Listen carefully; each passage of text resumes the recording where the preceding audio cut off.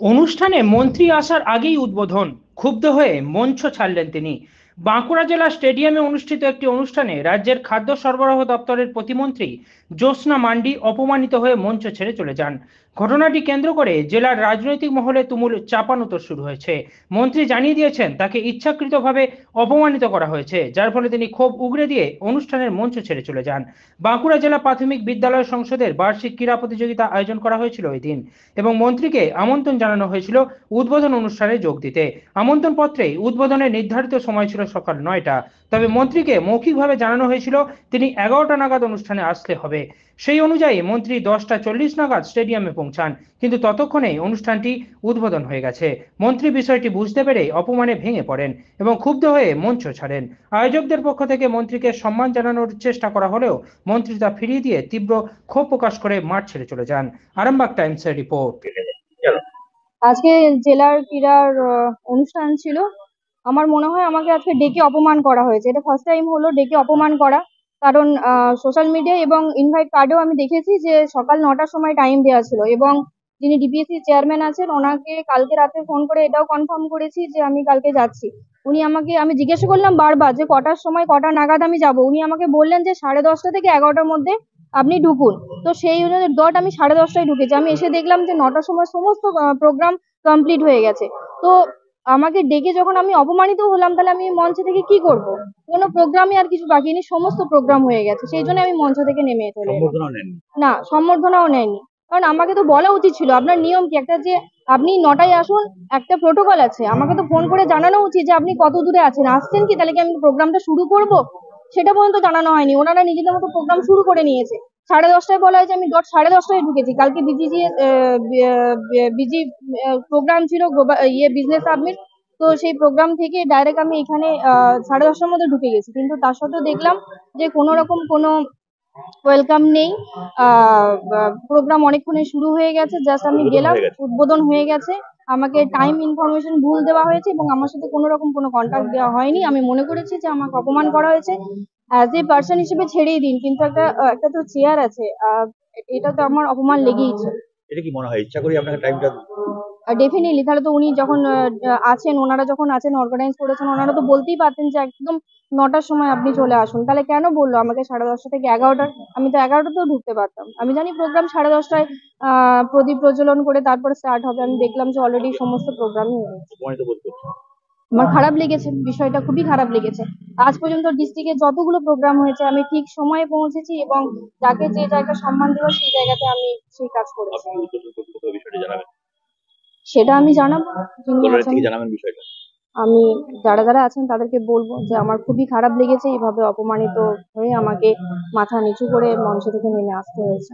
দলের জেলা সভাপতি মন্ত্রী ছিলেন, উনিও ছিলেন, কি বলবেন? এটাও তো দলের বিষয় নয়, এটা সরকারি বিষয়। তো দলের ব্যাপারটা অন্য সময় দলের তরফ থেকে দলকেও জানাবেন? আমাদের যিনি আছেন তাকে জানাবো। দলের তো বিষয় নয়, এটা সরকারি বিষয়। তো 9টায় উদ্বোধন হয়ে গেছে। 9টায় উদ্বোধন টাইম ছিল, আমরা জাস্ট ব্রড 10টার মধ্যেই আমরা সেটাকে কমপ্লিট করার চেষ্টা করেছি। কারণ অনেক দূর থেকে জঙ্গলমহলের একবারে রাস্তায় রানীবাঁধ ব্লক রয়েছে, এদিকে কতুলপুর ব্লক রয়েছে, এদিকে মেজিয়া ব্লক, শালতোড়া, ওখান থেকেও অনেকের আসতে একটুখানি দেরি হয়েছে।